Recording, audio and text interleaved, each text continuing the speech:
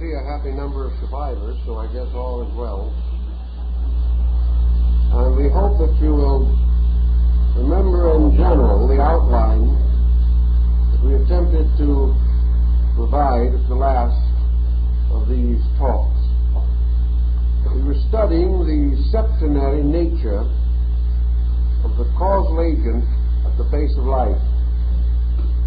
And from the time we established this archetypal septenary, we must observe the universe unfolding according to the exact repetitions of this pattern. The pattern is modified, of course, by the particular species or type of life, but it forever re-impresses itself, forming a basic key by which all things can be estimated. This key was the great law of analogy, which was, of course, the principal instrument of ancient instruction, although in more recent times it has passed out of favor. The law of analogy, however, is still valid in a great many levels of thinking.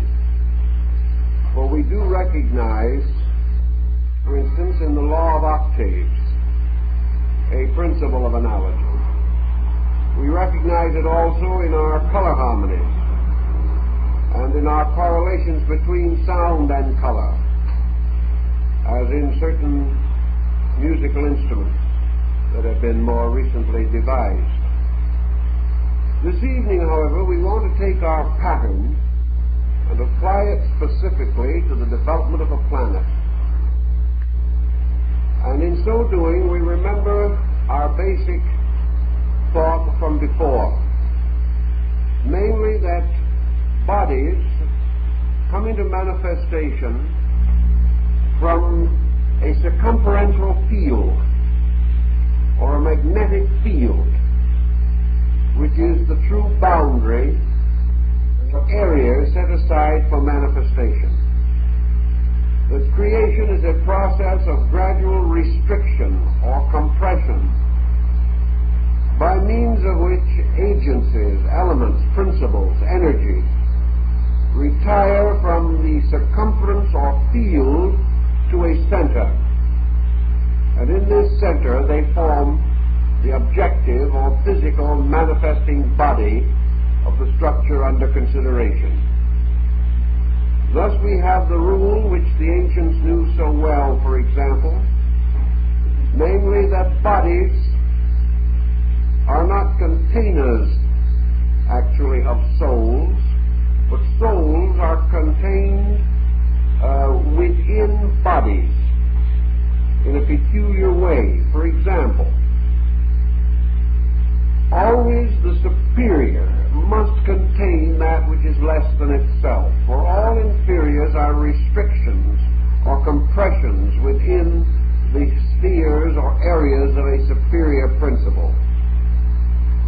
Thus man's spirit is not in the body is in the spirit.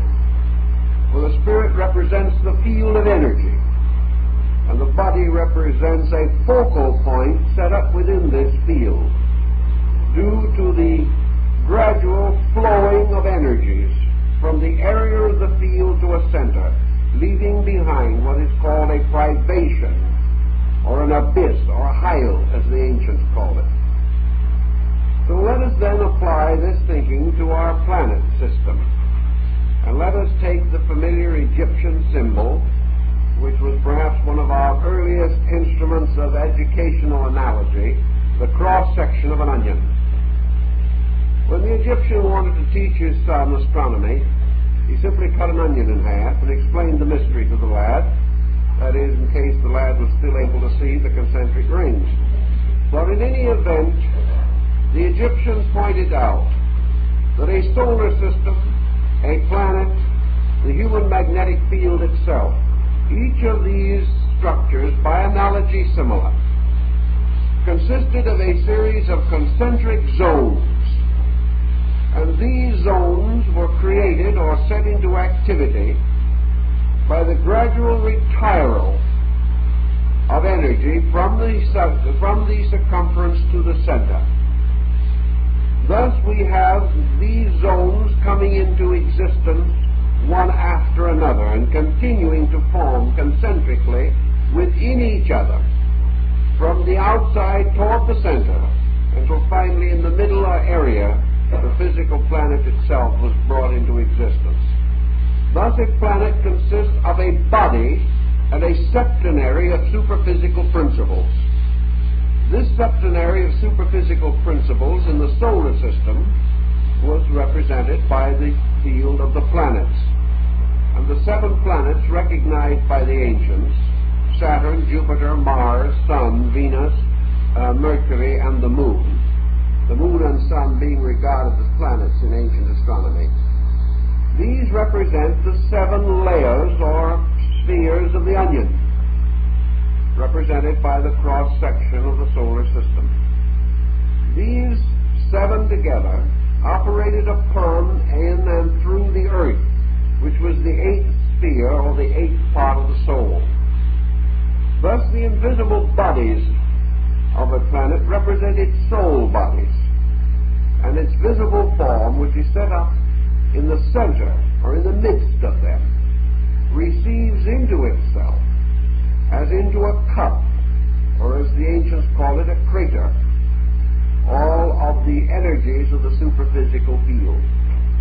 Now when a planet is fashioned, all of these fields of invisible energy, through a series of concentric restrictions, compress until they finally result in a pressurified area in the very center of the field of the planetary body.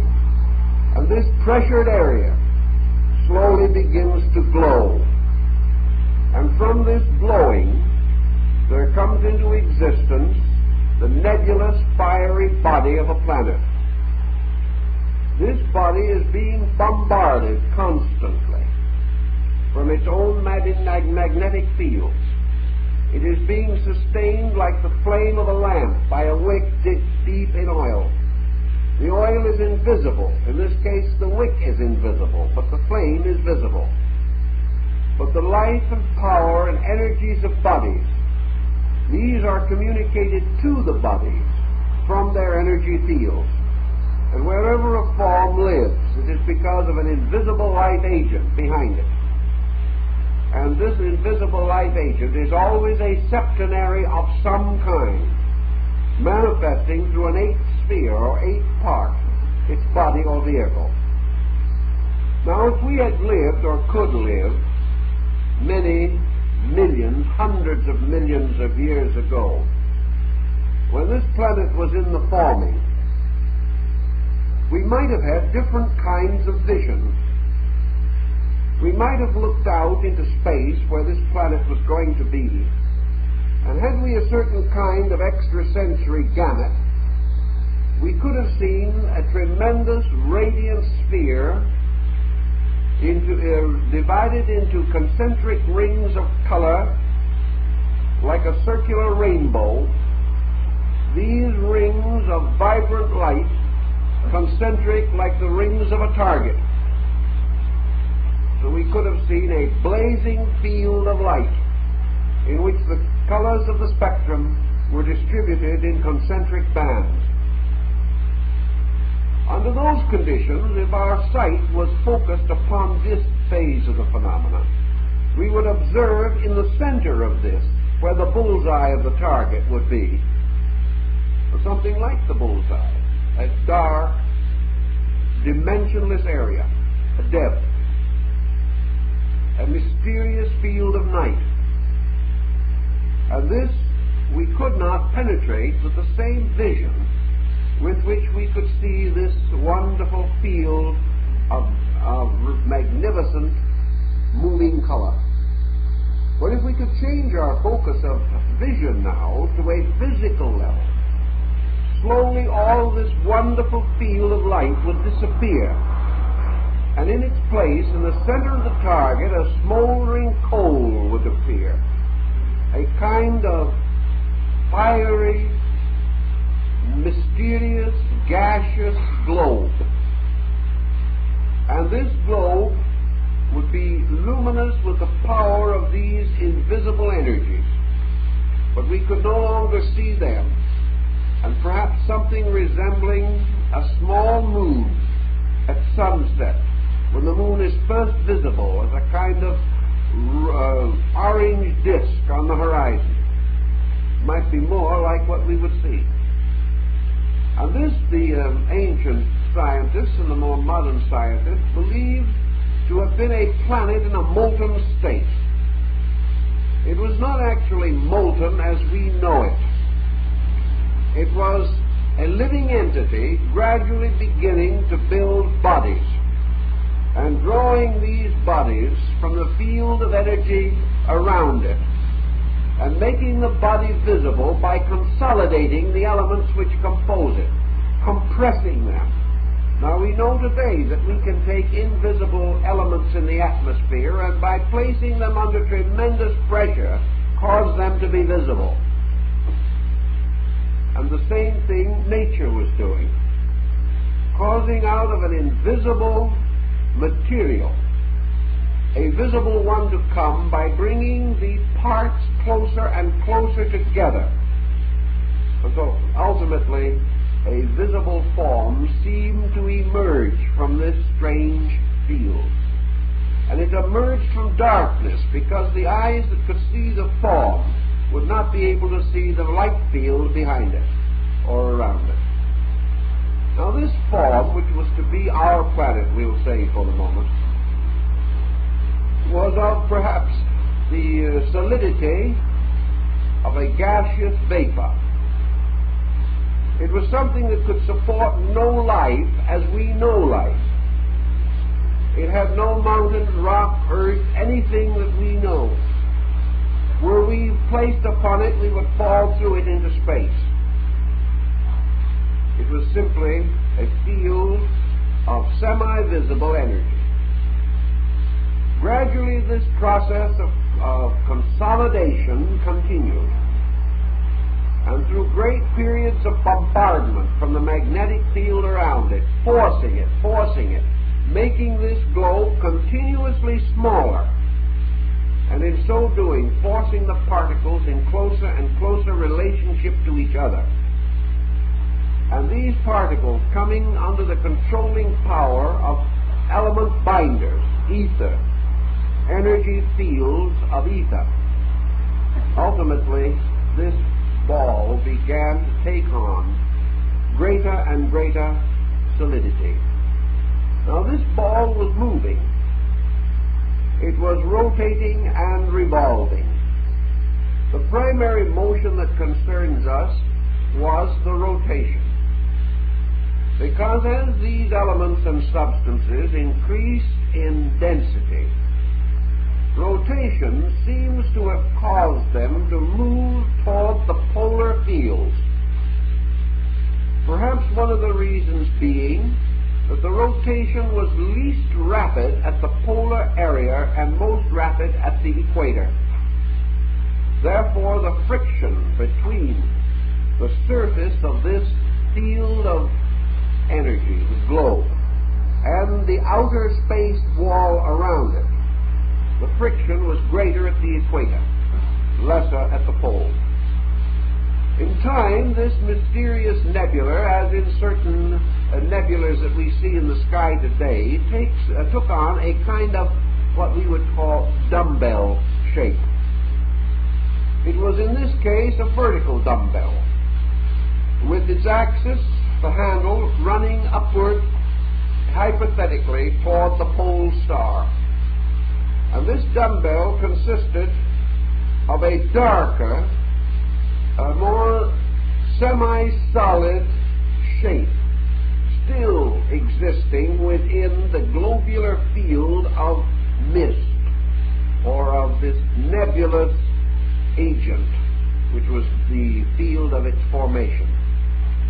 And ultimately, in the motion of this, we begin to see on this energy field globe, this kind of luminous mist body, what astronomers perhaps recognize today as the polar cap of Mars.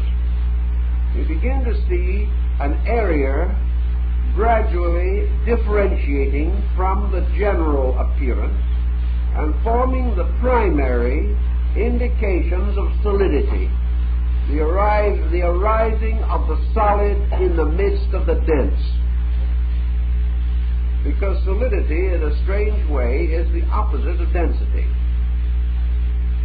In the creation of these two solid zones, like caps on the two polar extremities of this luminous disk or luminous globe, we also find a parallel in the development of the fecundated ovum, in the development of the embryo. When the cell fission begins in the multiplication of the cell to form the body of a human being or of an animal, the first division of cells takes place at the north pole of the original cell.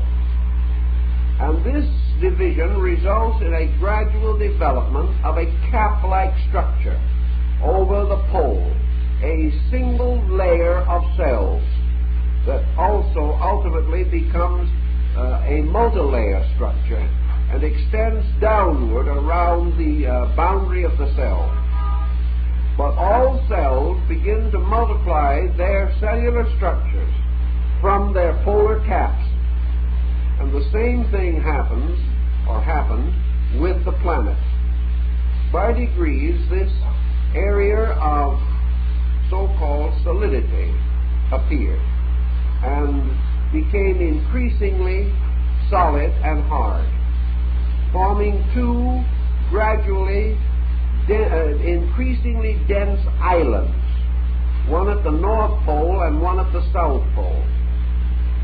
It was in these areas, therefore, the polar region, that the first solid substances of what we call the planet Earth were available, called the polar continents.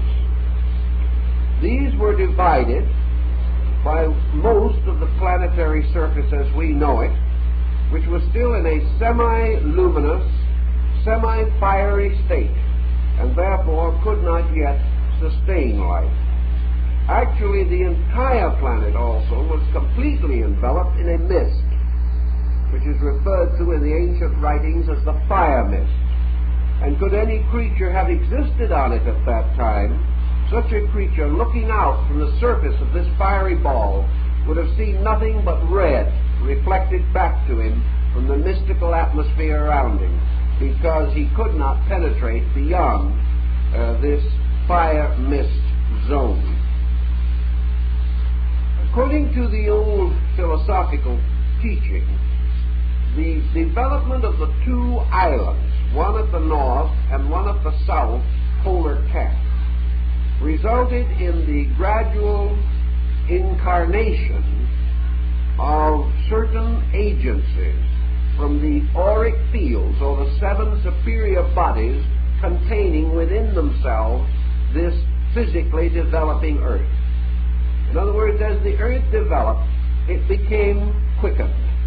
Life began to move into first the atmosphere of the Earth and finally into the physical structure itself.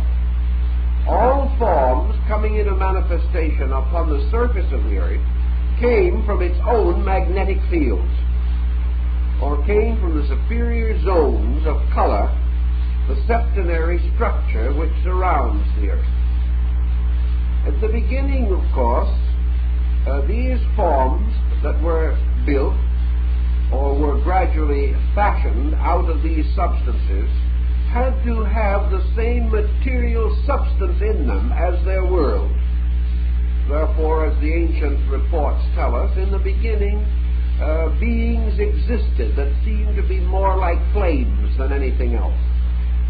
They were simply luminous forms, fireflies in a flame, mysterious fiery whirlwinds and swirls within the great fiery atmosphere, because the bodies could not be composed of anything separate from the material available Had any body such as we know today been there, it would have been immediately consumed by combustion. It couldn't exist. There was a story also that when these polar caps became gradually more and more solid, that they became the abode of the first divine beings that descended from the higher atmosphere or walked down the ladder of 7 rungs, or this field or zone of concentric color magnetic disks within which the Earth existed. This original North Polar Cap was also referred to as the imperishable island, the abode of the gods, and is recognized by the Mongolians and Tatars as being the site of the mysterious Shambhala in the Gobi Desert of Mongolia. That here was the imperishable outcropping of Azoic rock, the mother rock, the parent rock of the whole earth, the oldest substance there is. And this, of course, also became the basis of the first continent, the first development of a region or an area in which life of some kind could begin to develop. Now, there's been a great deal of question and thought as to how life reached the Earth. Recent researches in the outer space balloon ascensions and things of that nature, the stratosphere explorations, seem to indicate the existence in space, that is, in the space around the Earth, of free spores which have an eternal existence in space. In other words, space itself, as we call it, is filled with spore-like seeds that can be attracted or brought within the area of a planet. And therefore that all planets can be, and probably originally were, given living organisms out of this spore field of the sun itself. Not only does the sun supply the nutrition, but the sun sustains free seeds in vacuum.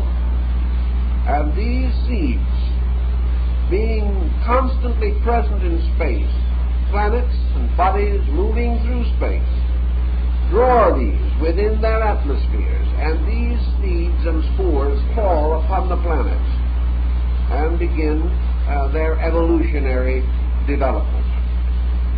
Actually, the older teaching tells us that these spores were oozed out of the superior bodies or the invisible forms surrounding the material planets. And this would not in any way be inconsistent with the scientific thought. Now, how did these forms begin to develop upon the Earth?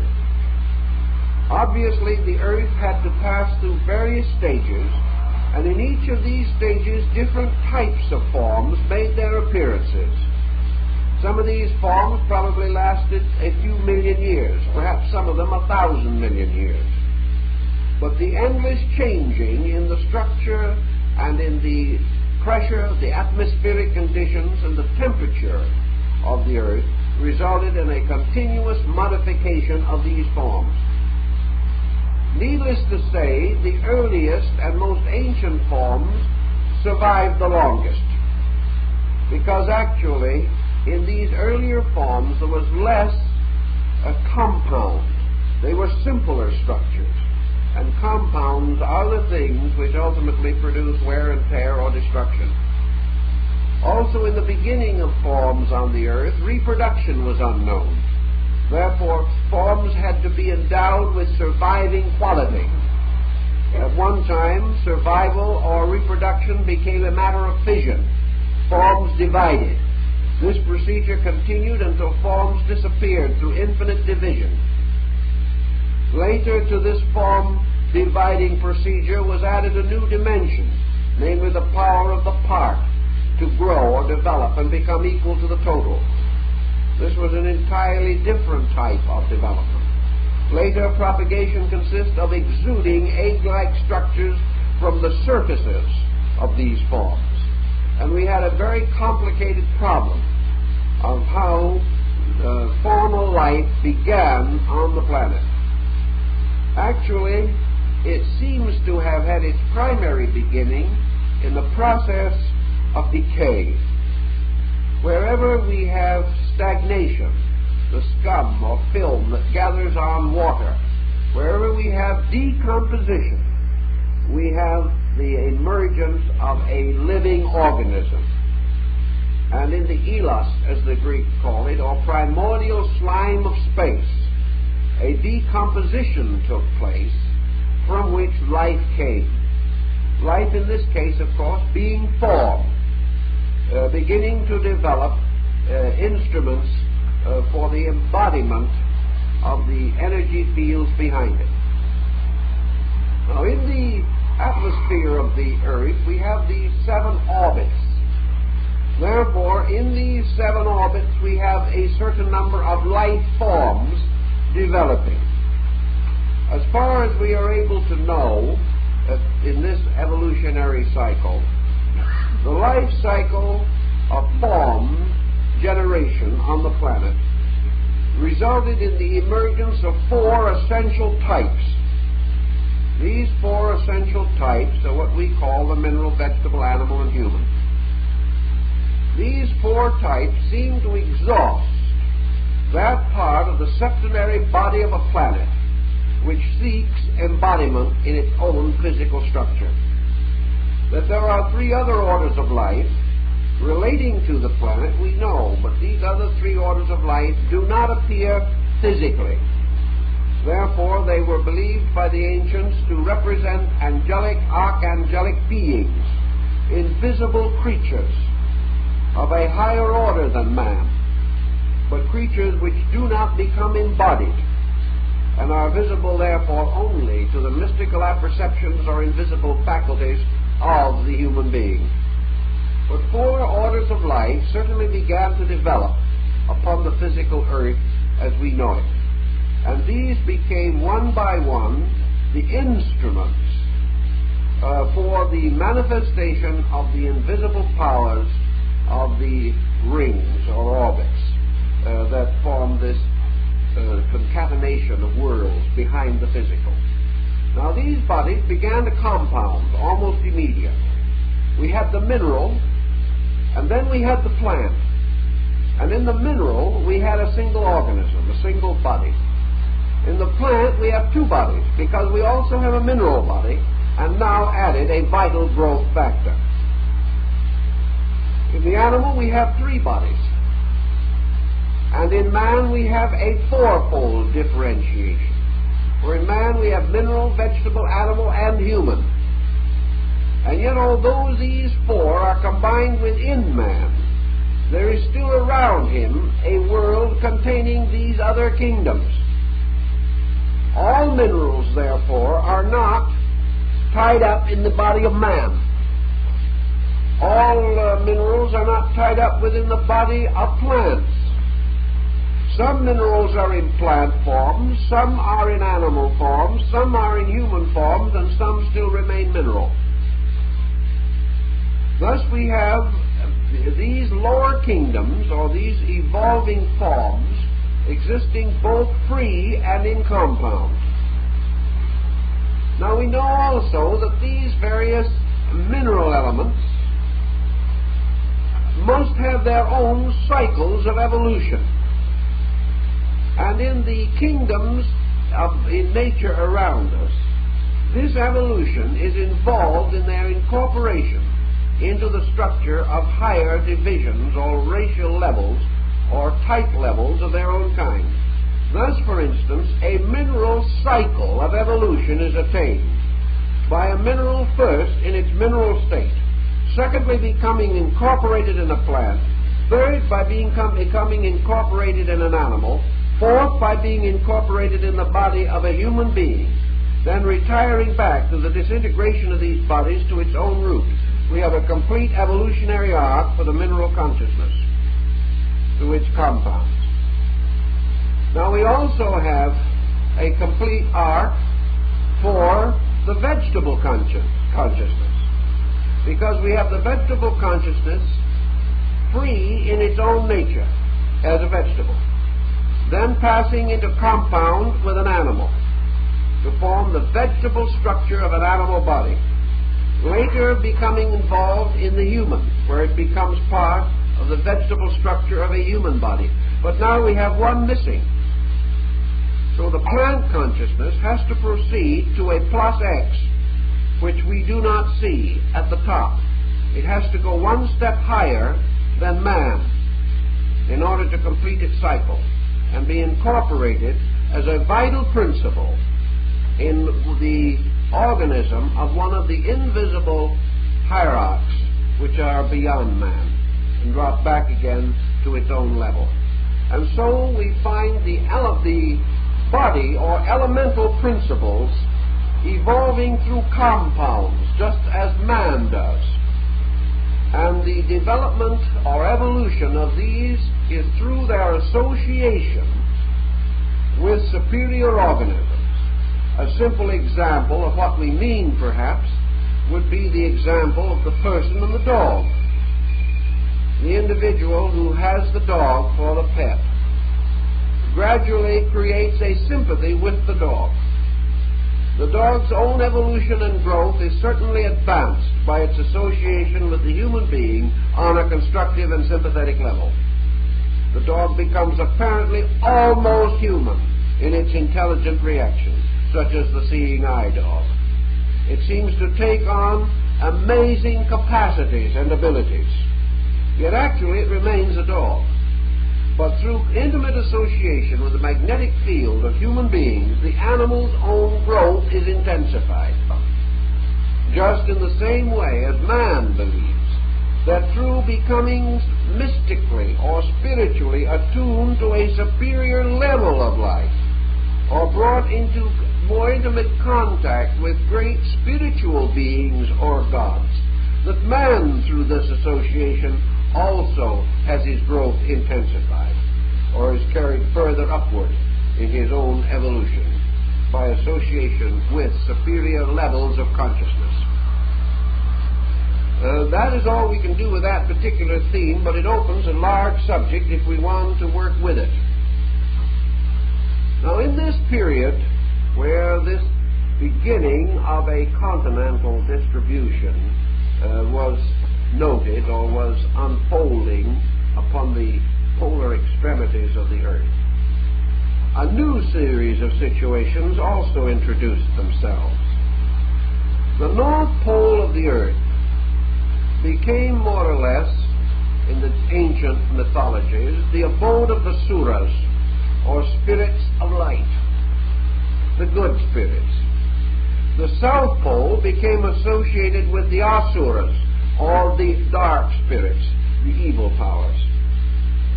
Therefore, two warring camps, polarization, began to be manifested. Light and darkness, good and evil, right and wrong, faith and fear, were associated psychologically with these two great zones or areas, and each one moving toward the equator, the northern continent moving downward around the sides of the globe, the southern continent moving upward around the sides of the globe, became almost like two hands gradually coming together like this to meet at the equator. The upper hand in this case corresponds with what we call the arterial system in the human body. The lower hand, reaching up below, became equivalent to the venous system of the body, the veins. Thus, a great system of circulation began to envelop and encircle the globe, forming in the invisible atmosphere that we see a complete group of circulational factors, an arterial system and a venous system, carried in the invisible ethers of space. As a result of this mingling of these two systems, the trunks of which extend ultimately back to the great solar heart, the sun, in magnetic fields. We have the trunks of these systems now visible to us symbolically as luminous emanations. And the arterial pole of the earth is surrounded by the spectacle which we can occasionally see, the aurora borealis, whereas the southern pole is associated with the aurora australatus, or the two great magnetic poles which have to do with the earth, one of nourishment and the other of the carrying away of waste matter, one of nutrition and the other of elimination. And these two great systems flow from the sun through the structure of the earth and back to the sun again. And we have perfect parallels to this process in the arterial and venous circulation of a vital organ in the human body, and how this circulation ultimately leads back again to the sun or heart. Thus we have the earth supplied with its basic processes of nutrition and elimination, so that the poisons of the breaking down of worlds, of bodies and so forth, can be naturally carried away, whereas nutrition also becomes available constantly from the solar level of the atmosphere. Here perhaps is a problem that we must have to face someday. We cannot afford to put too great a strain upon this great system of circulation which involves our planet. We are now beginning to suspect, and perhaps justly, that the air around us, like the ocean, is able to take care of a certain amount of contamination.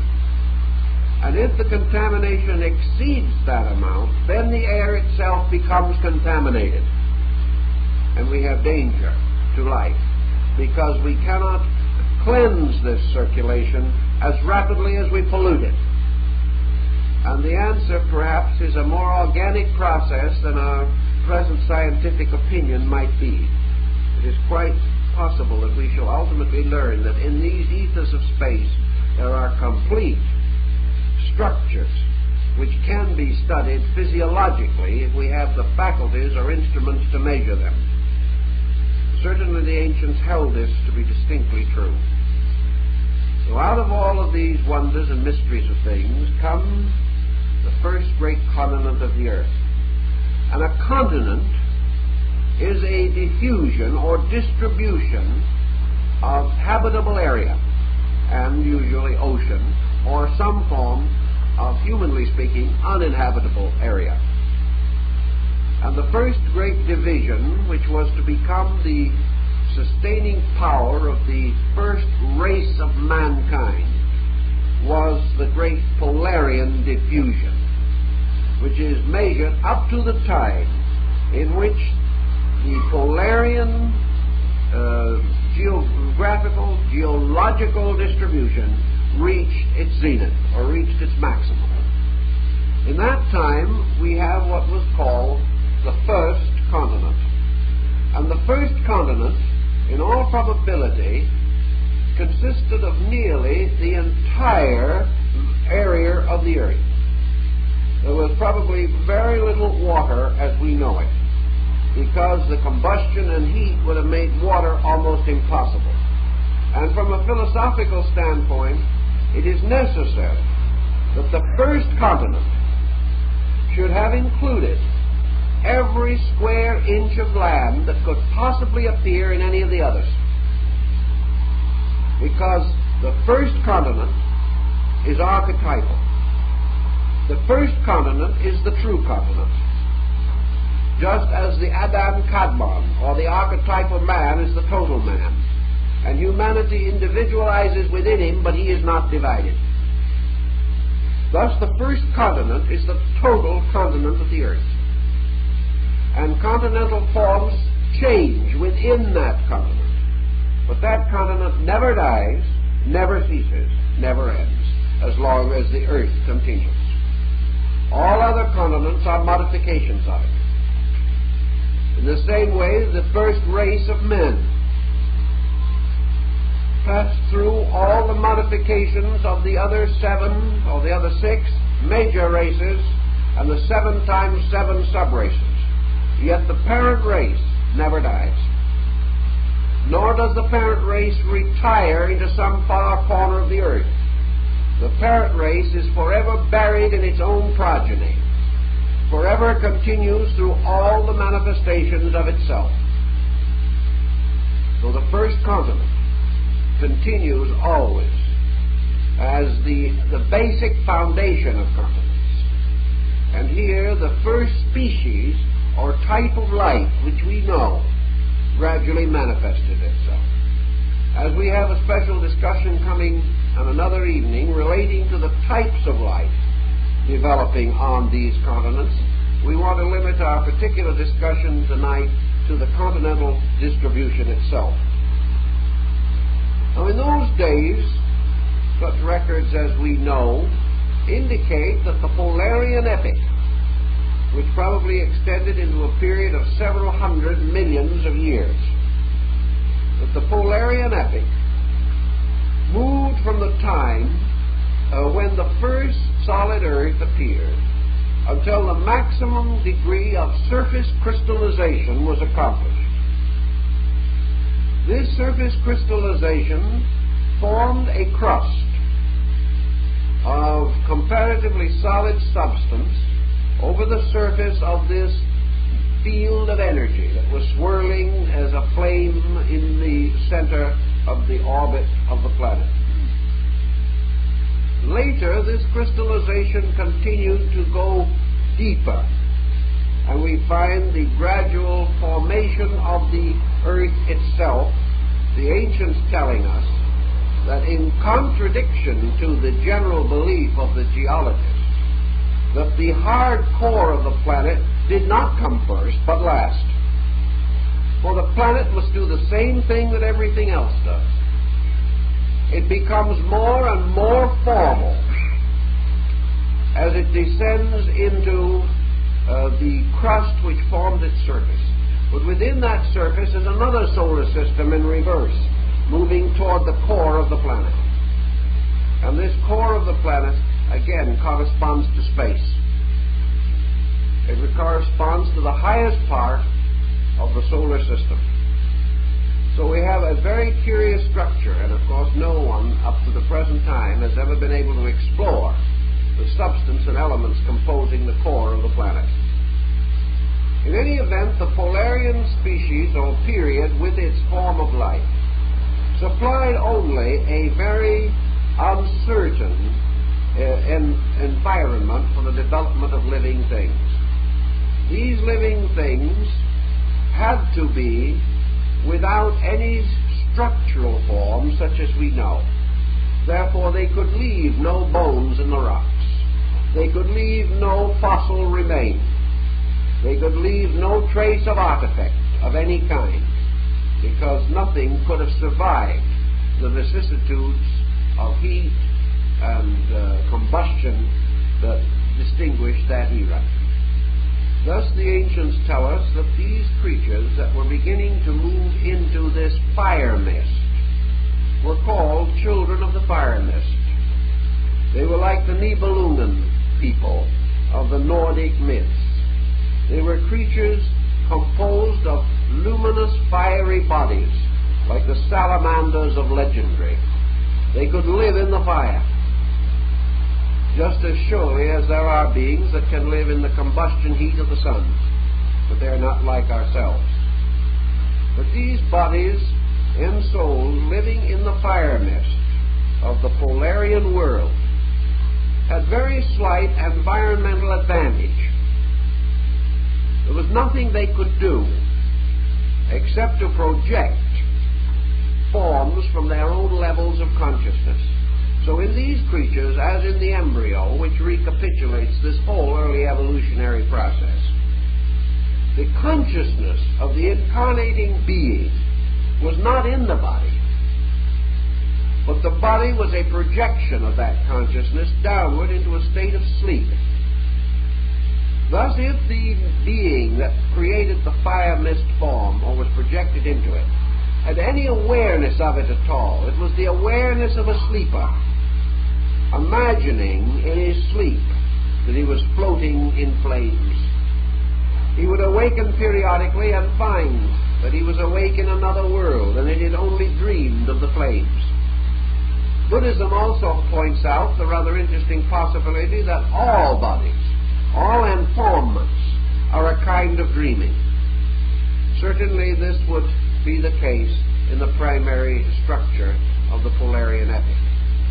So these beings were simply learning how to manipulate the subtle substances of their world. Now, when the world began to crystallize and grow more and more dense and physical, what happened to the fire mist? What happened to this luminous atmosphere that first bodies were composed of? It did not cease. This luminous fire mist retired into the arterial system and became the life of the blood. And the human blood, in the living body of a person, carries within it, in the deeper parts of it, the residual remains of the fire mist. It has to remain, just as man's facial structure still shows the rudiments of gills derived from the time when he had to live in an atmosphere that was mostly water. So all these ancient parts never die. They retire into specialized attributes and become associated with levels or degrees of man's present growth and culture. In the beginning of this period also, we see the beginning of the differentiation between fire and water. For gradually this tremendous combustion, striking outer atmosphere, physical, coldness, the strange coldness of the cosmic night, seems to have produced a mysterious fluid out of space, a mysterious substance resident in the magnetic spheres of energy. And this was precipitated to form water. This water, as it precipitated, striking heat, gas, combustion, formed terrible outbursts and also masses of steam, as we find in the story of the Nordic sagas, where in Ginnungagap, the cleft in space, the flame giants and the frost giants, through their elements, formed this terrible combustion, and from it was fashioned the body of Ymir, the frost giant of the ancient Scandinavian creation myth. In any event, gradually this combination resulted in the rise of the second great order of the world. And from the Polarian cycle, or the Polarian distribution of continental area, came forth the Hyperborean, which was a Greek term meaning a land beyond or above the winds. It was generally assumed to be a land north of the habitable area which the Greeks recognized as their own homeland. But in the ancient philosophical concepts, the Hyperborean distribution, or the second great continental organization, was not due to something being added, but due to the fact that certain parts of the Polarian world sank. That is, they disappeared from the surface appearance of things, leaving the outlines of scattered continents. Other areas that had previously been one were broken or fragmented to form perhaps islands or smaller chains. And by degrees, this formation moving further southward, we find that water began to flow and mingle with land to begin the structure of oceans. These oceans in almost constant turmoil. These oceans filled with volcanic vents and horrible combustions constant, so that the surface of the earth was now no longer essentially covered with a strange fiery glow, but now with a white cloudy steam, ooze, a strange humidity filling everything. And it was this humid type of atmosphere which enabled the release of the plant germs that were later to become involved in the evolution of the planet. At that time also forms and organisms began to take on plant type of life. We are told in the ancient writings that the life at that time was reminiscent of what we would call fungus. It was this, like the great toadstools and mushrooms, but they were fantastic in shape, much more sensitive and highly organized than what we know today. And these forms of life grew quickly, grew some of them to considerable size, and were frequently destroyed in the tremendous combustions of nature. Therefore, forms were forever engendering and forever being destroyed. And in this procedure, the plant process of reproduction began to appear, because these forms had to reproduce or become extinct. And nature, never permitting the extinction of its purpose, began to create the problem of the seed, the possibility of these lives perpetuating themselves in one way or another.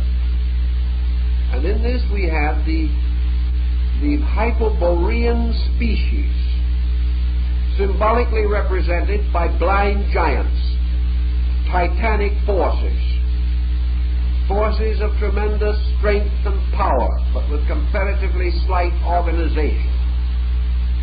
Here also, beings about to form such bodies still were aware of them only as something outside of themselves, something seen in another level of dreaming. But now the dreaming was more vivid.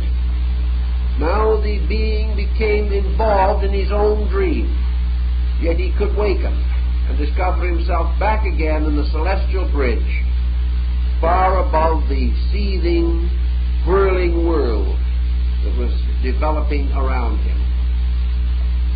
This went on for a great period of time, and the combination of the cooling effects of these forces, of humidity and water, the gradual development of what we call decay or disintegration, releasing life, plant life.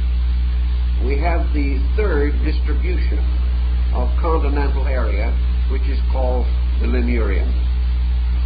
Now, the Lemurian area was again a further shuffling of land arrangements. These were not continents like North America or South America, one of which went up and another one went down. They were complete distributions of the whole Earth's surface, with distribution of ocean and land, with seas and lakes and rivers, but with contours slightly different from those which we know today. Where we now have oceans, they had land. Where they had oceans, we have land. And the great area of the Lemurian culture, the area in which it seems to have developed itself most enormously, or to have reached its highest degree of attainment as a cultural zone, was this great area which we call now Gondwanaland, or the Australasian Archipelago, moving further over and including part of the islands of Ceylon, and going on and on over to include Africa and part of Madagascar. It is an enormous land area. And this land area was the home of the transitional forms which began to develop into capacities to possess or hold life within themselves. It was at the time of the great Lemurian epoch, or the Lemurian age of the earth, that the first ensoulment, or the first true quickening of the human form took place. The early part of the Lemurian epic was animal, and it was during this period that the great order of prehistoric monsters came into existence, as described by Besorus in his Chaldean Cosmogony. Here, for reasons that become more apparent as we proceed, nature went on one of its strangest sprees to produce mosquitoes 1.5 feet across, to produce bats with wing spreads of 20 feet, to produce, as the small school boy said, the great monster, the Brontosaurus, and his little brother, the Dinkysaurus. But in any event, to produce all kinds of strange creatures. This was the time of the mastodon, this was the time of the pterodactyl, and all the weird beings and creatures of this nightmare. Creatures 60 feet long with brains no larger than those of birds. This was a very strange world. But why did it happen?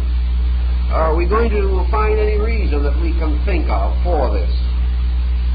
One of the things that apparently was happening is that nature was beginning to move its resources toward the production of an instrument capable of being used for the total embodiment of the compound of mind, soul, emotion, and the body faculties or functions. To achieve this, nature apparently first permitted form to run wild. And then gradually, having built these tremendous bodies, nature then placed the seat of brain within them and began to draw upon them to support brain, until these bodies were gradually absorbed downward into approximately their present relationships, the body becoming more or less the nutritional field to feed the strange group of faculties and powers that were developing within the cranial structure. Now, at this time also, there are many legends and stories concerning the division which we call the missing link, and also the great question as to how man was differentiated in this great geological process. Now, the fact of the matter seems to be, as we go back to the ancient writings, that whether we realize it or not, when a handful of seed, we will say, was cast into the abyss of earth in the beginning, there was more than one kind of seed. There were essentially 4 kinds of seed, representing 4 levels of incarnating beings from this atmospheric world of magnetism behind the invisible world. Now, as these seed fell into the environmental circumstances through which the earth was passing, each one of these types of seed reached its own degree of development and then individualized. The seed with the superior potential then continued its embryonic period for a longer time and then individualized. For instance, if you study the embryo of the human being and the chicken today, there is a period in which you cannot tell them apart. It is only after they have reached a certain degree that suddenly the chicken embryo stops growing and becomes a chicken and is born. The human embryo continues to develop.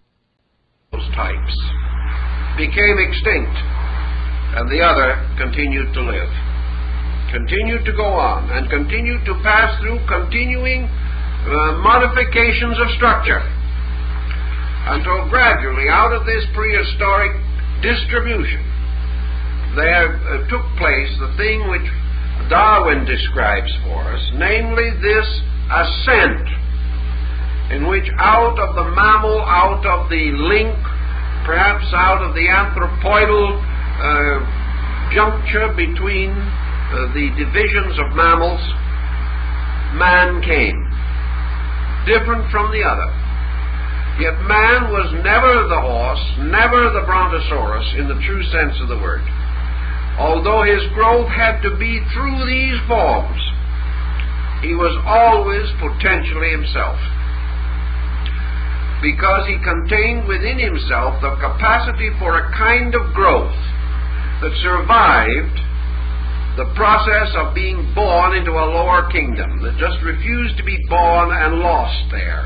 It kept on going until finally it reached its humanity, and then it was born. Now, when this differentiation took place, I don't presume that we would have been particularly excited over the early product. In other words, perhaps if we had been able to take a good look at the world at that time and had seen our own progenitor and compared that progenitor with some finely constructed member of the animal kingdom, we would say that man represented a distinct loss of ground.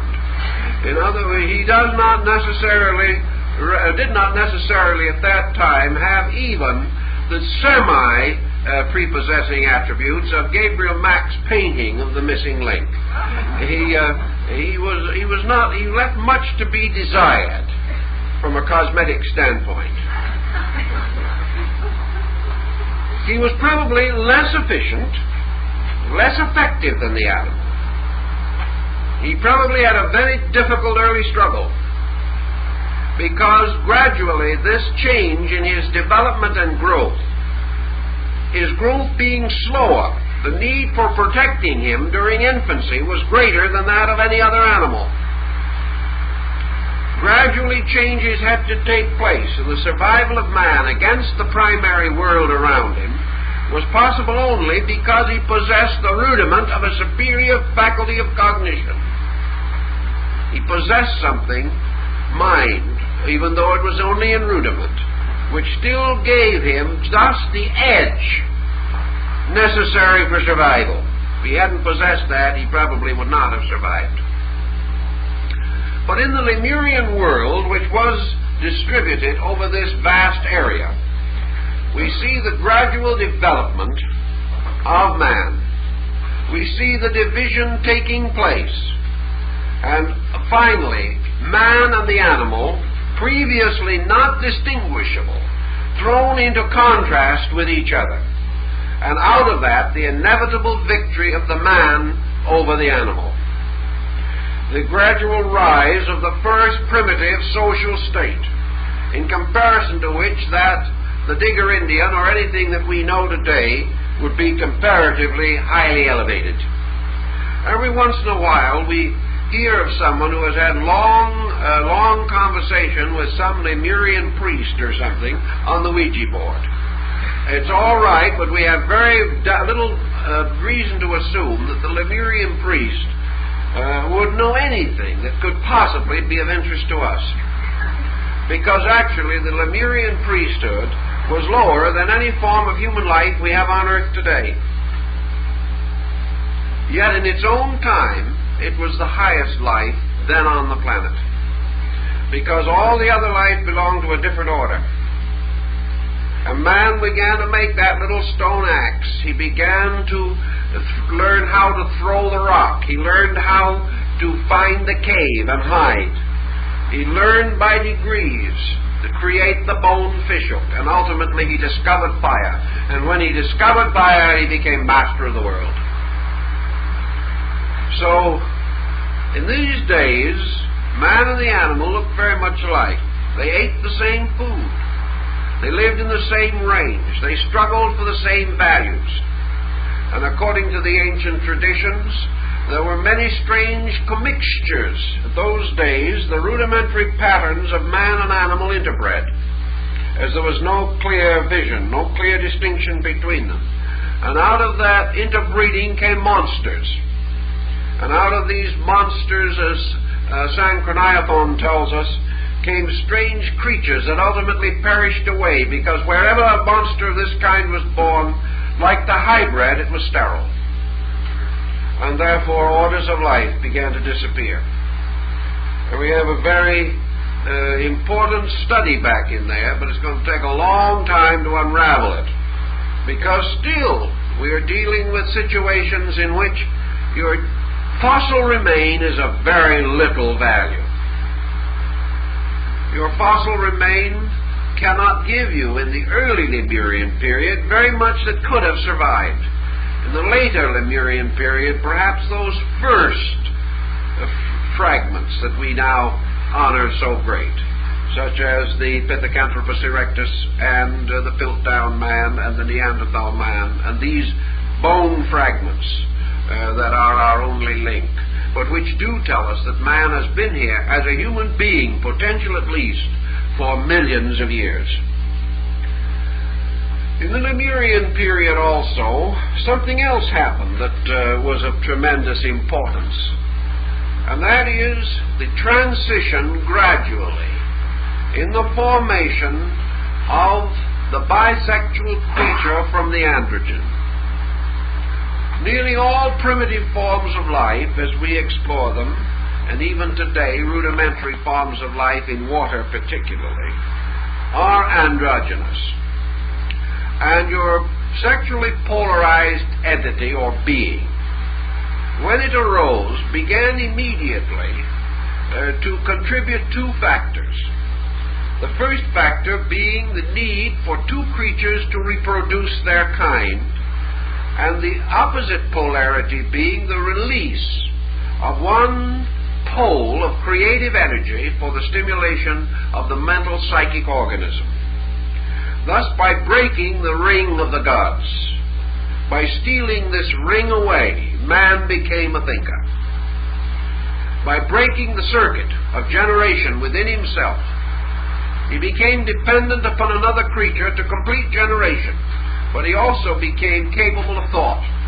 But he also, whether he realized it or not, caused another circuit. This, the primary psychic mental circuit, which also requires polarization for creation. This we have not entirely come to understand up to the present time. So in the older tradition, it was during the Lemurian era, or great epic of time, that man as we know him emerged into the progenitor type with which we are more or less familiar today. We learn also that in the struggle for this growth, that man gradually came into possession of his sensory powers. Obviously, the primary world had very little need of sensational function as we know it. We are told, for instance, that the sense of feeling, which is the most generally diffused of our senses, was the earliest, and the sense of sight the last to be added. The sense of sight is an exceedingly perishable one, and is already, generally speaking, beginning to fail. It is the sense of sight, psychologically, which seems to be strangely involved in the gradual rise of our great materialistic culture. The eye has destroyed man's internal vision. And actually, the eye is an externalization of that internal vision. And gradually, man, through the development of the sense of sight, has become hopelessly involved in the illusion of matter. This was his last faculty, and perhaps the one which he will first lose. The other faculties of sensory perception were compensated for by the activity of the pineal gland. And in the Hyperborean period particularly, this vegetable-like antenna, very much like the antenna of the insect, was available as a general organ of orientation. Man originally developed organs of sensitivity, but he still depended largely upon internal vision. And it was not until his orientation in the Lemurian era that the organ of internal vision was finally closed, and man was forced to go forth to earn his bread for the sweat of his brow.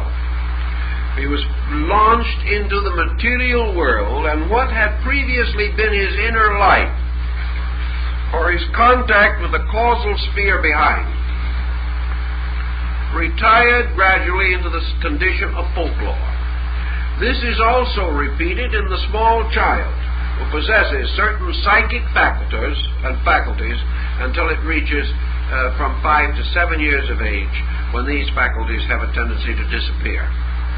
They disappear particularly as the development of the skull closes the sensitive area at the crown of the head, which lies directly over the pineal gland, or the ancient third eye. Now we have this Lemurian area, this vast distribution of land, producing gradually a primitive people. This primitive people began to cultivate certain values and virtues, but we begin to realize another problem.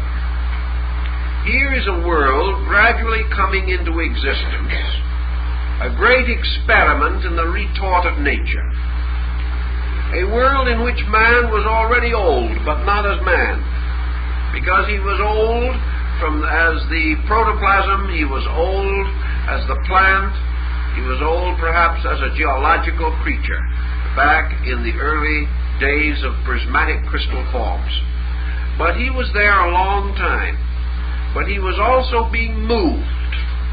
And the ancients were of the opinion that during this long cradle land time of man, that it was necessary for him to have been under certain guidance, under certain leadership or direction. And this was particularly true when finally man made this strange jump in the dark, which is said to have occurred at the time, approximately the middle of the Lemurian epoch. At that time, the being which was awake and alive on the magnetic planes behind the physical earth, which had previously only experienced its body as a dream, suddenly fulfilled the Narcissus myth, suddenly enamored of its new form, fell into it and was drowned in matter, and was no longer able to escape back. It was descending like the child into material birth. Prior to birth, prior to quickening particularly, the being is in a condition to work upon its body. But once this quickening occurs, the being is locked in the body in a state of total unconsciousness. And from there it must gradually escape, fighting its way first to birth, then to growth, then to maturity. It must force its way through this wall of matter. Now, in the ancient times, it was believed, when this great balance was achieved in the Lemurian epoch, and the humanity that we know, the true humanity, first made its complete step into a primordial human form, was locked therein and went to sleep in this thing which preceded the Cro-Magnon, preceded the Piltdown man. This thing that was much like an animal, perhaps could not be told from one. This human being was locked in that, this human potential. Then, according to the ancient writings, came the period in which the gods, or the celestial teachers, the leaders, those who were the keepers of mankind, began to appear as the shepherds, as the keepers of the flocks. And we had the setting up of the great empire of the gods, and the establishment of priestly orders, or of esoteric hierarchies. The purposes of these being to guide humanity through the long darkness of embryonic development and infancy. These were therefore the fathers, the Pitras, the great ancestral ones, who are said to have come from the moon and from other distant places, and became the keepers of men. For just as the human being must be guided into birth and through the darkness of total infancy by its parents, so the whole race of human creatures had to be guided into birth and through infancy and through early adolescence by the establishment of the great orders of rulership. These orders of rulership were originally the priest-king orders. They became the basis not only of spiritual government but of temporal government. But most of all, they were the parents. They were the ones who knew, the old ones, the sages, who became the prophets, the teachers, the messiahs, the guardians of this world half-born, which could not yet lead its own way into light. So when man became man, then became the need for the setting up of the great protective instrumentation, because man possessed greater power than any other creature that had been fashioned. Therefore, the danger of man misusing this power, of destroying himself with it, had constantly to be faced. And higher orders of life, represented in the ancient writings, the gods of the Puranas and the Vedas, these deities moved in as the keepers, as the custodians, the shepherds, the psychopompus of souls, and became now in our legendary the gods who walked with men in the beginning of things, the angels who were in the Garden of Eden, who taught Adam and Eve. All these mysterious references to the great teachers of the prehistoric era, not the ones we know in more modern times, but the ancient ones who are now myths almost, the great Manus of the first cycles, these strange dim figures of the god mortals, and these great form of the invisible government of the planet that slowly assumed proportion and took over the management in the darkness when men could not govern themselves. So the Lemurian epic became important for this rocking of the cradle that was to finally produce the next great order of things. Now, the Lemurian era, according to what record we have of it, was finally broken up, disrupted, shattered by tremendous earth convulsions.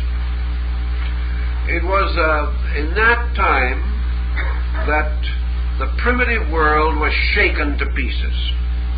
Perhaps those of you who saw the musical film that Mr. Disney did, in which Tarkovsky directed the music, in which the prehistoric world and its monsters were represented in animation, will realize something of this idea that there was in that time a great shaking and shuddering of the earth, or as the old records of the East used to say, the Great Mother turned, lay upon one side and then upon the other, and in the course of turning shook worlds from her back. And this is the thought that is concealed in the idea. And out of this tremendous change and shifting of things emerged the fourth great distribution, which we call the Atlantic Empire, or Atlantis, the Poseidonian world. Now, most people, the moment you mention Atlantis, get an idea of an island out in the Atlantic Ocean. That's it.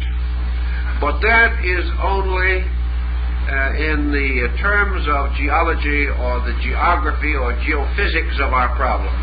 That island, the island of Poseidonus, was the last stronghold of the ancient world. It was not the great Atlantis. It was the remnant.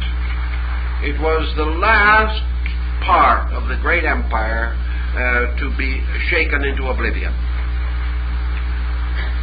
Atlantis was actually a diffusion, like all of the other continents. And part of Southern California was above water in Atlantis during the Atlantean period. Part of Russia, most of India, practically all of Mongolia was above water.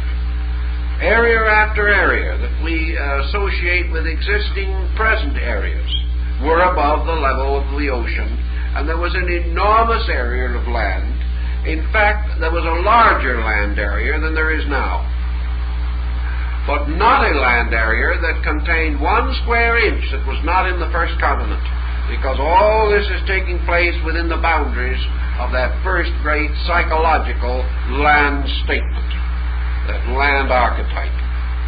And in the Atlantic area then, a new kind of people began to develop. The Lemurian progenitor had reached a certain degree of growth. We will explain this problem of the emanation of racial groups later. All we want to do is to move the general theme as much as we can. The Atlantic distribution did not immediately center in what we call the Atlantic Ocean area. The Atlantic distribution seems to have centered originally in many of those parts of Asia, particularly in the area we call China. And here, and in many other parts of the world, sporadic developments of peoples began to be marked. These peoples grew more rapidly, individualized more quickly, and of course, what is important about them, they brought with them, under the guidance of these teachers that we have mentioned, the adept fathers, the great ones, they brought a new level of organization, and the Atlantean had already begun his rise as an intellectual being. The Lemurian man was still sort of fighting for survival with nature. He was in the process of orientation.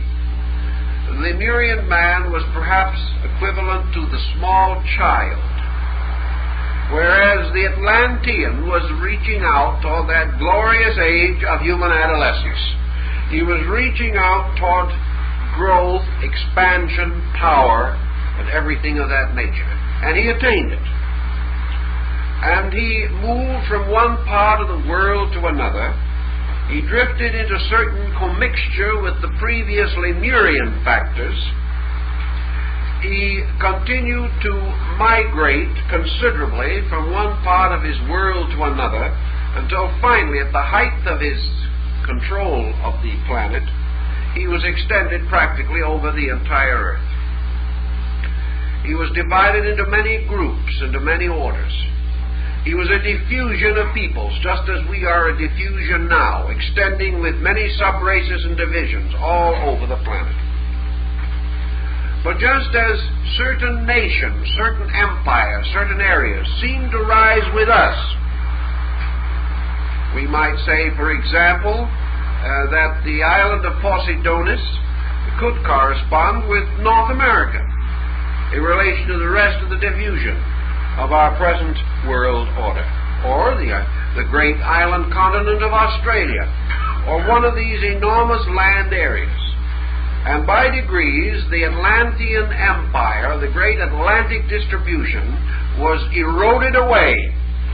It did not disappear in the same way that the Lemurian world disappeared, by great shudderings and shakings. It seems to have been chewed away around its circumference over great periods of time. Some feel that this chewing process was due to the rotation of the Earth and the banking up against stratifications which were to be mountains. Mountains probably already existed, but perhaps due to the rotation of the Earth, the Atlantic Empire began to erode away, began to fall off, break off here, break off there, until, according to the description left by Solon, at about 12,000 years BC, nothing remained but the island of Posidonis. This area which had become the final island empire of Atlantis. Now that does not mean that no other Atlantic empire existed, that all the rest had disappeared. But it means the cultural diffusion, the psychological body of Atlantis had disappeared gradually, broken away. Now when a nation breaks away, when a country breaks away today, what does this mean? It doesn't mean that it just simply falls off and vanishes. the usual cause for the breaking up or breaking away of patterns is the infusion of a new culture from somewhere. Something begins eating on it. And about 1 million years ago, in the upper highlands of the Trans-Himavat, the Arya, or the people of the Lord, or the chosen ones, began to migrate down the great Indo-Gangetic plain from the north and began to move into the suburbs of the Atlantic Empire. These people found numerous values and relationships as they went along. Little by little, they eroded away the Atlantean psychology wherever they conquered it, wherever they contacted it, because they were newer, because they represented a progressive step in the individualization of peoples. And so by degrees, the rise of another tide of nations, another tide of races. Little by little, the Atlantean Empire was constricted. Little by little, its outskirts, like a great temporal empire of today, were cut off by the freeing of peoples, by the emancipation of nations, also by natural cataclysms that separated, until little by little nothing remained except the one great nuclear center of Atlantis, which was the last stronghold of a dying race. Everywhere else, the Atlantean had either accepted mixture with other peoples, or had been exterminated, or had simply slipped into the incredible crucible of change and was no longer clearly demarked anymore. They weren't all dead, but they had ceased to have archetypal entity. They had been absorbed into other archetypal patterns. But the Posidonians remained to the end, and it was their island which, according to the ancient record, sank in a single night, carrying 60 million souls to death. This was the end of the power of Atlantis. But let us also remember that the Atlantic Empire never could actually die, any more than the Lemurian could die, any more than the Hyperborean or the Polarian could die, because every one of these diffusions still exists right inside of ourselves. We cannot escape it. We are stratified with one layer of culture upon another inside of our own natures. All of these continents that seem to have been submerged into us. They have also been submerged into the great psychic field of the planet. They all live. And because, if we can borrow a little phrase again from Newton, if we see further than these others, it's because we're standing on them. They're all still here. Without Atlantis, our world couldn't have existed. So behind and within every Aryan movement is an Atlantic root. And somewhere that Atlantic root has its taproot going down into the Lemurian soil, because man has no break in his growth at all. But every condition that exists in a certain age is submerged in succeeding ages, as a new surface is constantly added, pressing the other back, but forming out of this tremendous pressed back content the whole great psychic field of the internal of the individual. So all these things continue to exist and to function and to have their bearing. And every individual of our race has a submerged Atlantis inside of himself, with all the other trimmings that go with it. Now, this loss of the Atlantic world ended the great cycle of material growth of man. For it was in Atlantis, in the fourth great field cycle, that actually humanity hit bottom. Now, we may not like to think that that was possible. We prefer to think we're hitting lower than they ever succeeded in hitting. But that is not factually true. Man is already in the evolutionary arc. He has already completed the involutionary period, where in the Atlantic era he reached the greatest degree of the densification of his own organism. and the greatest consolidation of focalizing of energies upon the material vehicle. He is already beginning the great program of release. This led one of the ancient authors to point out that Atlantis produced many great geniuses on a scientific level, but it never produced a philosopher, because the reflective mind had not been born. The reflective mind came with the great rise of the Aryas. And this migration of peoples is also very interesting and carries with it many points that we should remember. Now, we wonder, for instance, how humanity, one people, one type of being, can manage to get itself into such a confused social state. It would not seem possible that humanity could be in such trouble. After all, why don't we know we're all brothers? Why don't we start with that premise? That would be all right if it wasn't for Kepler's observation of the significance of the time equation. Time is what has made enemies of us all in the course of history. For time has played a peculiar trick on everything that lives and on everything that generates itself. We know, for example, that from the hinterland of every racial root, races pour out in waves. They do not all flow at once.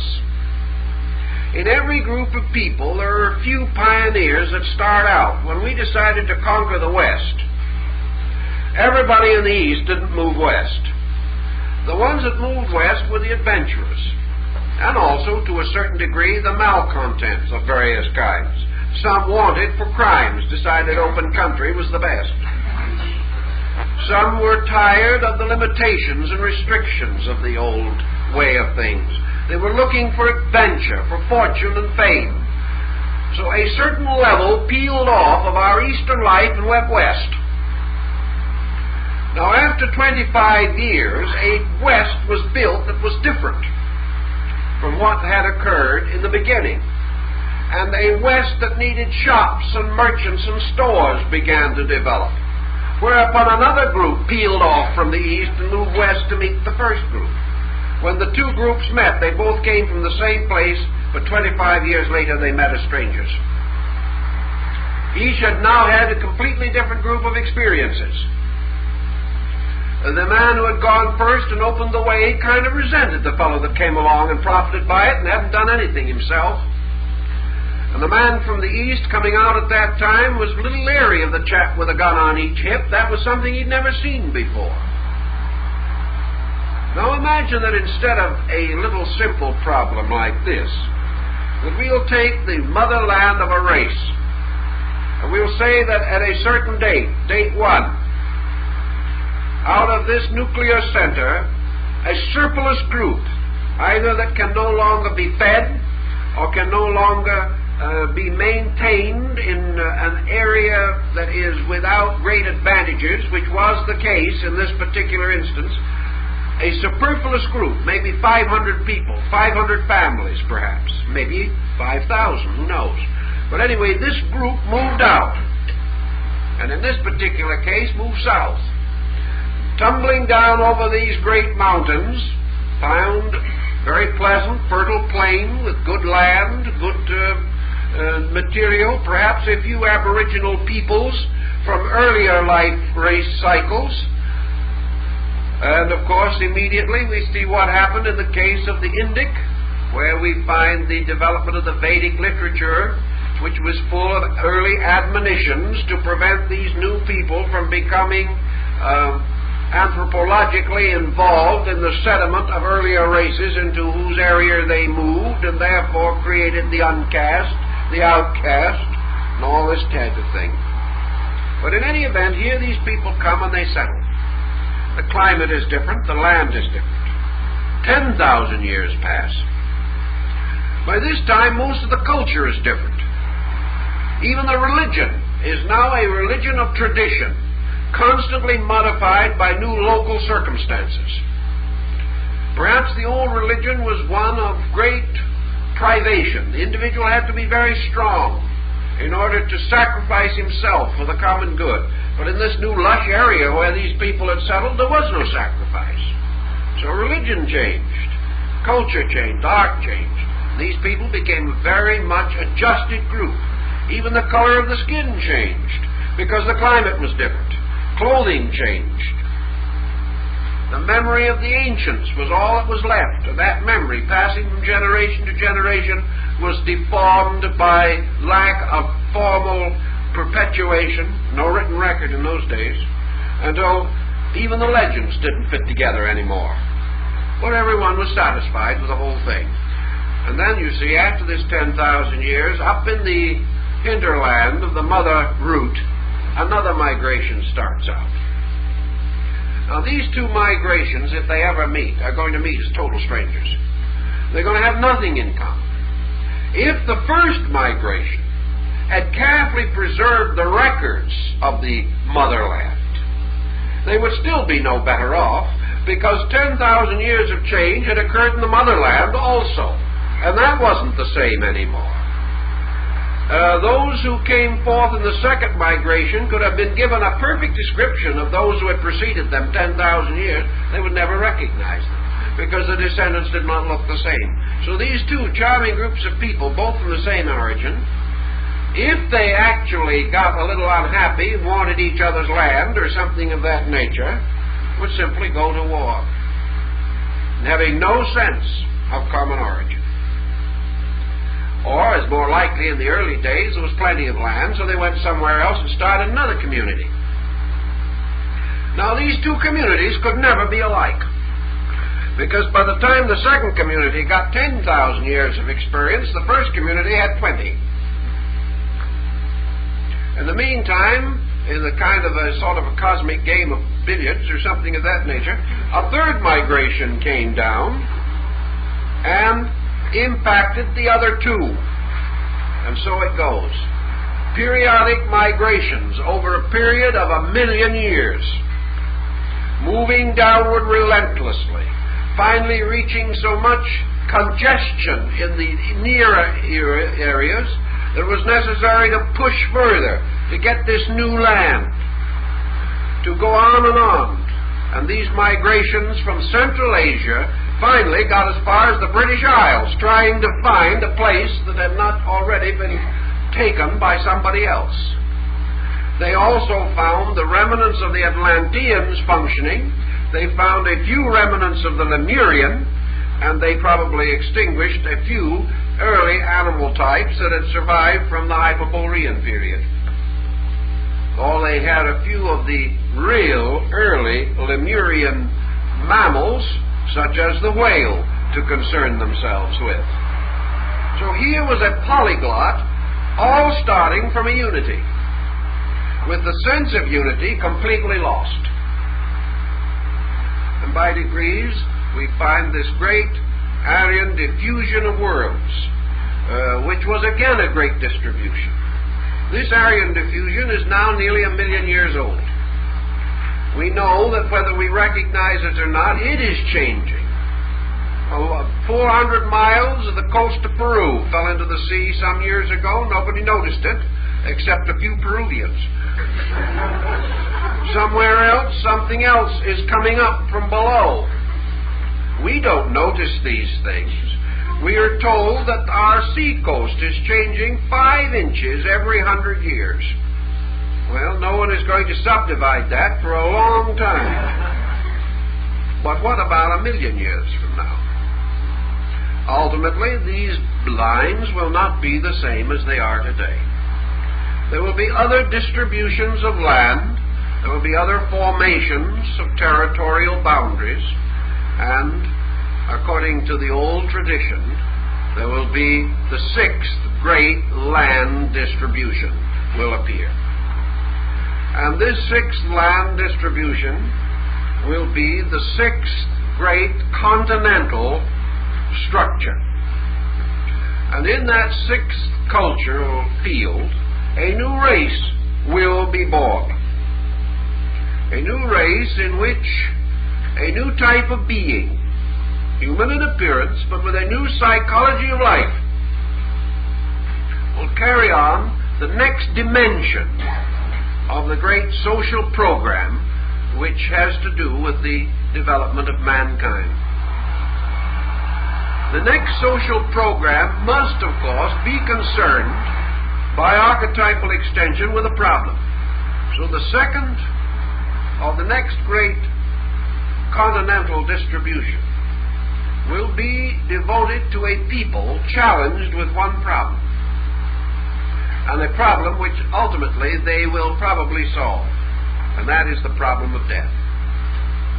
That is the problem that has to be solved. That problem must be solved because it has already been solved, but nobody knows it. It has already been solved because the first man who lived upon earth is still alive. He never died. We are that man. But how are we going to discover the law of controlling this fact? This tremendous biological descent of life is the living of the first being. But the rescuing of this situation, we must know that the secret that the first man knew, the last man must rediscover. For the first shall be last. And this being must again be restated.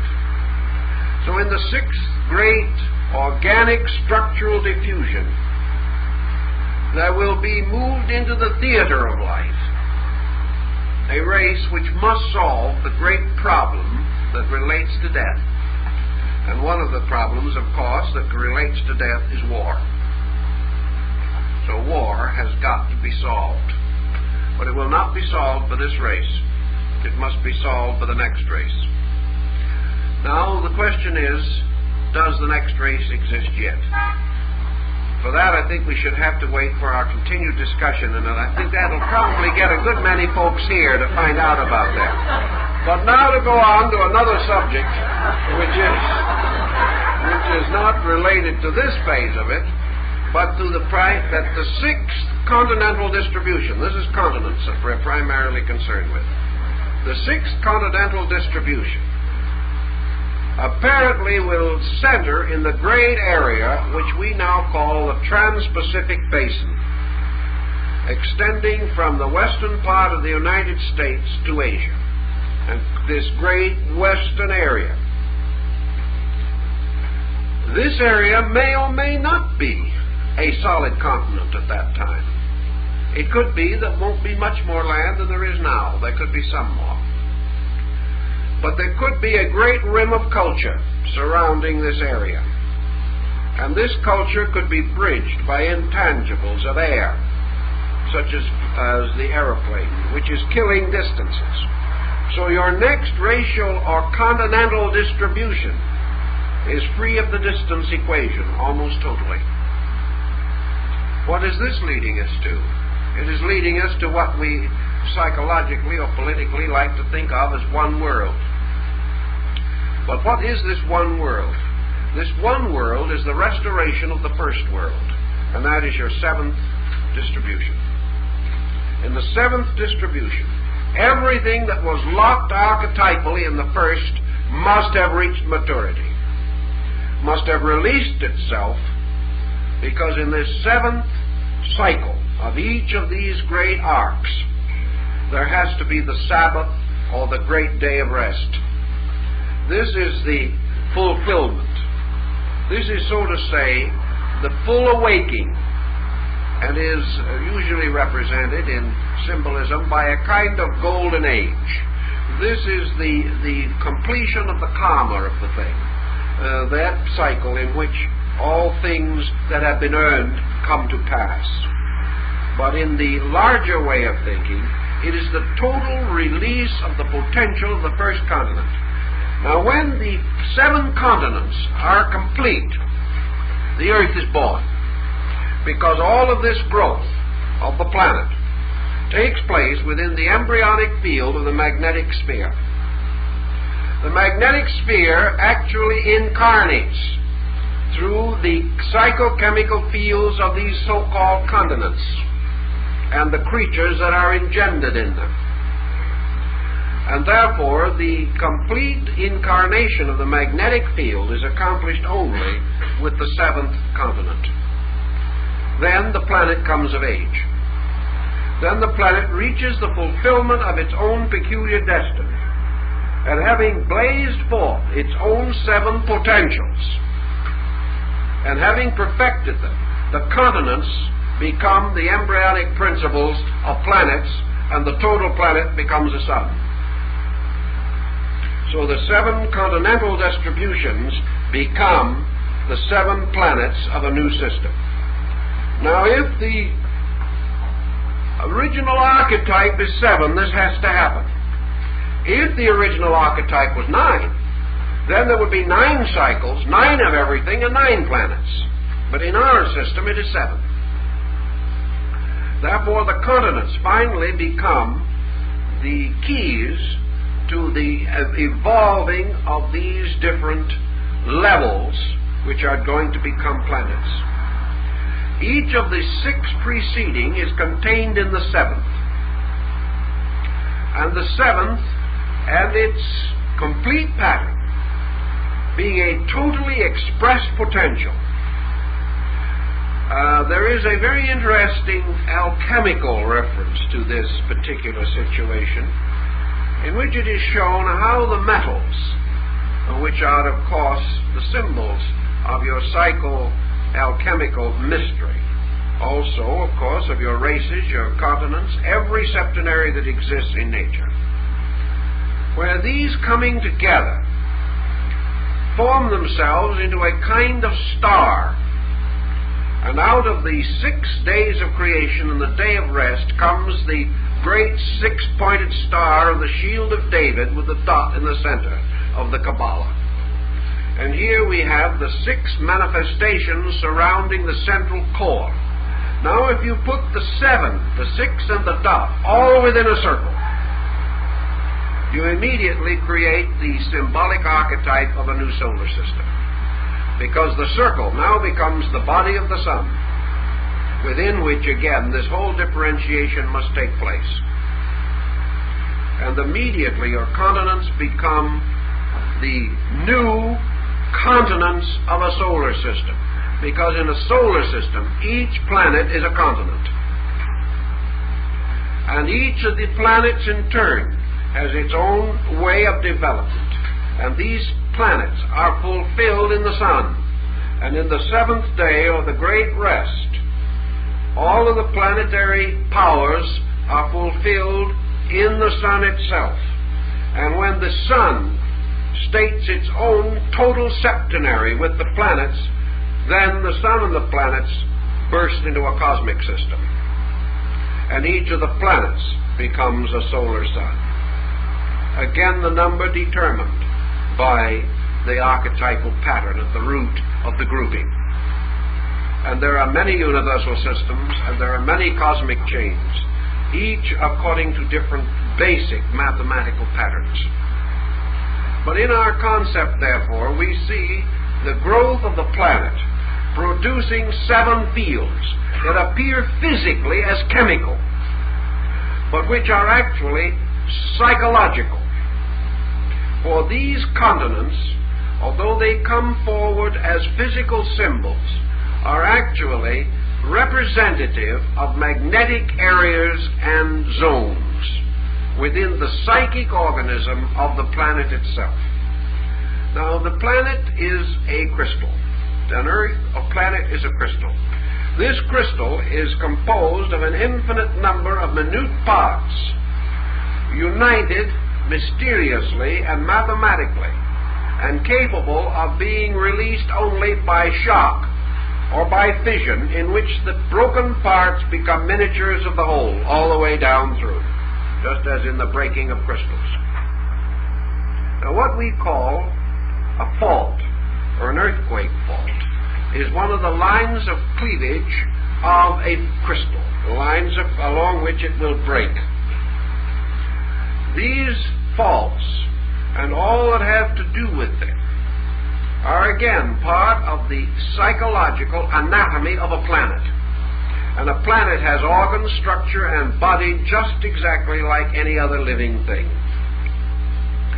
the great mystery systems of the ancients were diffused around the planet in such a way that the 7 vital magnetic cores of the planet were each covered by one of the temples. And these were the 7 sacred orifices of the earth, where the magnetic fields had their great centers. And each one of your racial groups or your continents flows from one of these magnetic fields, completing itself, exhausts itself in giving birth to the next, and so on until the complete septenary is concluded.